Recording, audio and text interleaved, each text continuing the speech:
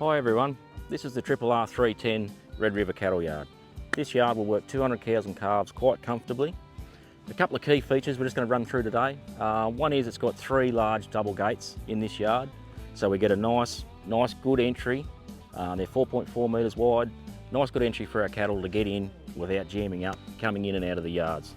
We come into a good size holding pen here, which can be added onto at any point or tied up to an existing fence line.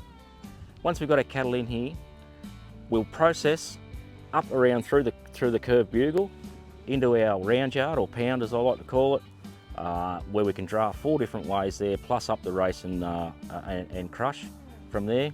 We can do some pre-drafting here into different pens, but generally we'll go up this way.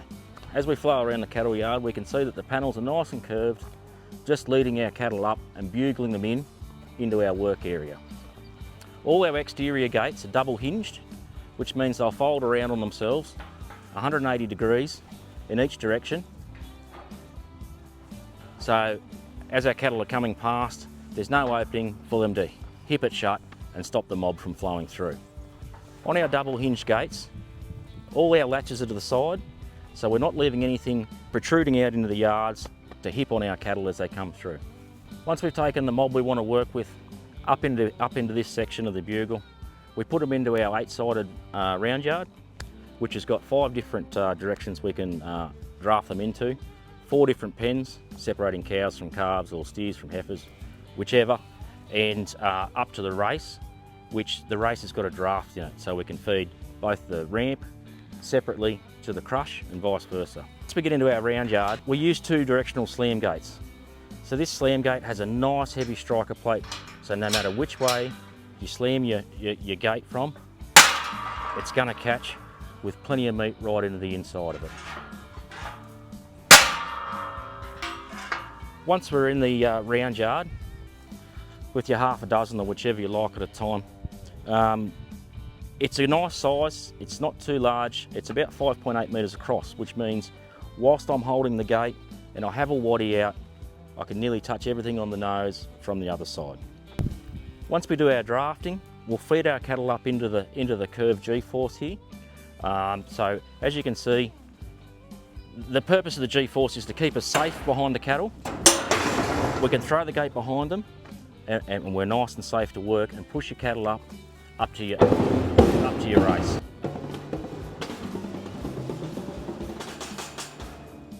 So once we've pushed our cattle up, should we be pushing them up the ramp instead of into the crush, we can just quickly duck out through a one-directional gate and we can run up and shut the truck off. Once we've fed our cattle and we want to push them up the race into the crush, we're straight back through this nice man gate here, and then we're into our working area. Our race starts with an automatic locking slide gate. As you can see, as it shuts, it catches. As you open the handle from below, it releases the catch.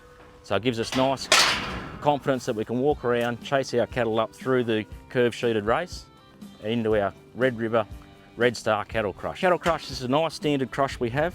We do have premium crushes above this range, but this is a good all-rounder for any block. Automatic locking slide gate again, nice and easy to use, and allows us to also use our head bale while catching and releasing, all nice and conveniently from the rear with good sight on the capture point. So the capture point itself features these collar bars. These collar bars are 5mm thick RHS with guide plates top and bottom, which is 6mm plate and 6mm dog and bones. What the dog and bones do on the front is they have even pressure top and bottom, so we're not going to get any V'ing at top and bottom from your head bale. The head bale itself runs off a Bisalloy ratchet plate with a hardened steel block. The ratchet plate itself, as you can see, has teeth that are all the same size. The point of the mechanism there is it's cantilevered, so as the head bale gets closer together, your points of locking actually get smaller and smaller, and we can open the head bale to full width, to full shut, with a short arc of the arm. Every crush of ours comes standard with a chin bar, from this chin bar up to the heavy duty Hydrolock. Once we've gone through and processed our cattle, there is this draft in this yard. It drafts 3 ways. Also allows access to and from the beast head and in and out of the yards. This slide gate can be put at the rear. A lot of people put it in the middle here, so we can use that slide gate as a bit of a balk gate. So if we miss a beast, we can tap them up and go again. So if we have a slide gate open, we release our beast out of the head bale.